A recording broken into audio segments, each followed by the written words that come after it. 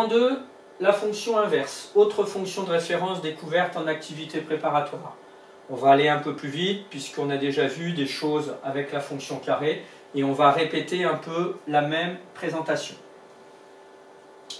Définition, la fonction inverse est la fonction qui a tout nombre réel non nul, puisqu'on avait vu en activité préparatoire dans le tableau de variation que 0 n'admettait pas d'image, 1 divisé par 0 n'existe pas, associe son inverse. Ce que l'on peut écrire aussi, c'est la fonction f définie sur R étoile. R étoile, l'étoile c'est voilà, comme ceci, et en exposant. Et ce R étoile, ça signifie que c'est l'ensemble des réels privés de 0. Ce qu'on va pouvoir aussi écrire, là j'ai mis une bulle, ça peut s'écrire comme ça aussi. R étoile, donc c'est l'ensemble des réels 0 exclu, puisque ici et là, l'intervalle est ouvert. Ou qu'on peut écrire aussi R, attention, anti-slash, ça veut dire l'ensemble des réels privés de la valeur 0. On a vu le tableau de variation qui va pouvoir en découler. Donc, petit 1, sens de variation. Propriété, la démonstration, on le fera dans le cahier d'exercice. La fonction inverse, on a déjà vu qu'elle est décroissante continuellement. Donc, sur moins l'infini, 0 ou ouvert, puisque 0 est exclu. Et sur 0 exclu, plus l'infini. Et on arrive à ce moment-là au tableau de variation obtenu en activité préparatoire. La double barre en 0 puisque la fonction n'est pas définie. Et elle est décroissante.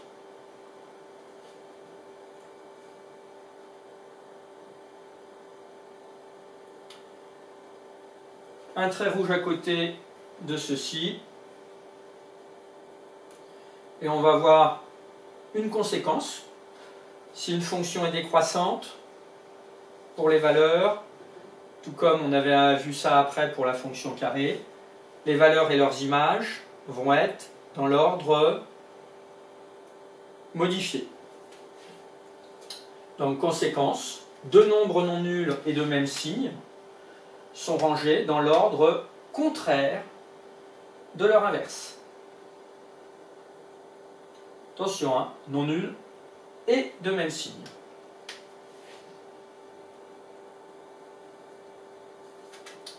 Petit 2, représentation graphique. Définition.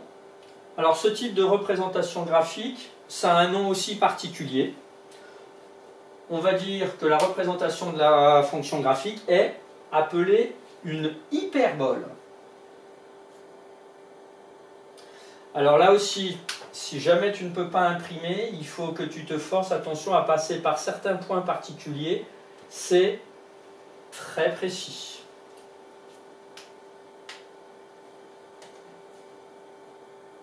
Remarque. C'est pas une remarque là. Propriété.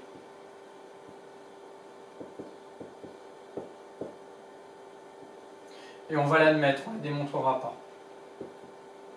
A priori, je verrai en fonction du temps, mais a priori non. Alors, si on observe bien la représentation graphique, cette fois-ci, il n'y a pas de symétrie par rapport à un axe. On ne peut pas plier en fonction de l'axe et retrouver de part et d'autre la même forme au niveau du tracé. Par contre, tu es capable d'observer une autre particularité. En ce point, l'origine du repère, si on se prend cette fois-ci, pareil, deux valeurs, x et moins x. Donc là, pareil, j'ai pris 2 et moins 2. Là, j'ai écrit en vert. X et moins x, et qu'on cherche l'image. L'image de x, ça va être là, et ici. L'image de x, c'est 1 sur x, puisque c'est la fonction inverse. Et l'image de moins x, par la fonction inverse, ça va être moins 1 sur x.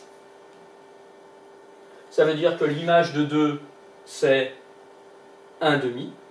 L'image de moins 2, c'est moins 1 demi.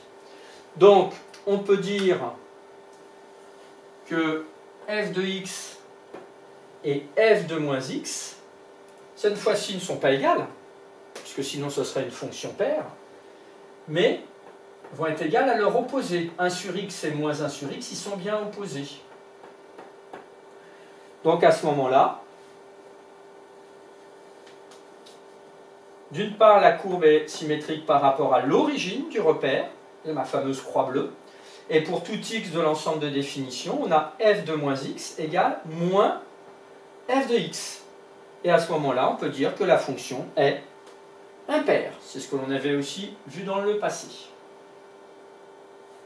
Un trait rouge à côté de cette propriété.